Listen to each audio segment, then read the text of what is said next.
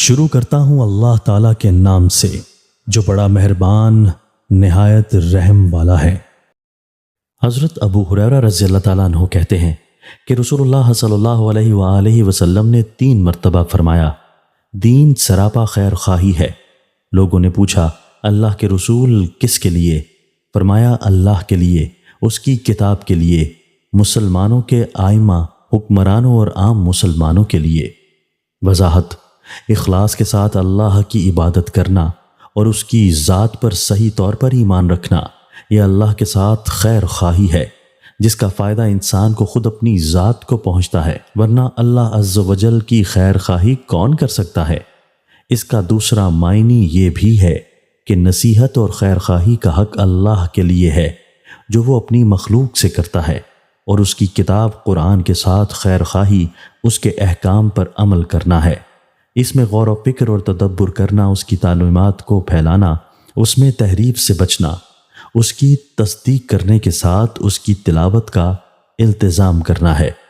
رسول اللہ صلی اللہ علیہ وآلہ وسلم کی سنتوں کا پابند ہونا، اس کی رسالت کی تصدیق کرنا اور اس کی فرما برداری کرنا، یہ رسول کی خیر خواہی ہے۔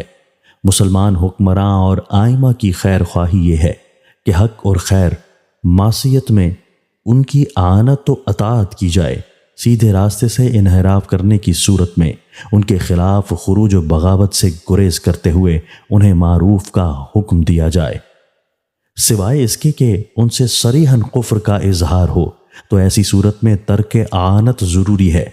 عام مسلمانوں کی خیر خواہی یہ ہے کہ دنیا و آخرت سے متعلق جو بھی خیر اور بھلائی کے کام ہیں ان سے انہیں آگاہ کیا جائے اور شر و فساد کے کاموں میں ان کی صحیح رہنمائی کی جائے اور برائی سے روکا جائے۔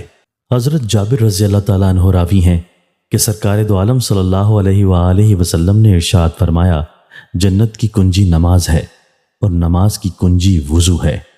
تشریح: جیسے کہ مقفل دروازہ بغیر کنجی کے نہیں کھل سکتا، اسی طرح بغیر وضو کے نماز نہیں ہو سکتی اور بغیر نماز کے جنت میں داخلہ نہیں ہو سکتا۔ اس حدیث میں محافظت نماز کی اہمیت کو بطور نمونہ بیان کیا گیا ہے کہ گویا نماز کا حکم ایمان میں ہے کہ بغیر اس کے جنت میں جانا میسر نہیں ہوگا، لہٰذا چاہے کہ نماز خوب اچھی طرح ادا کی جائے اور کبھی نماز ترک و قضا نہ کی جائے، کیونکہ دخول جنت کا سبب یہی ہے۔ دوستو، اللہ تعالی ہمیں ان احادیث مبارکہ پر عمل کرنے اور اپنی زندگیوں کو سنوارنے کی توفیق عطا فرمائے۔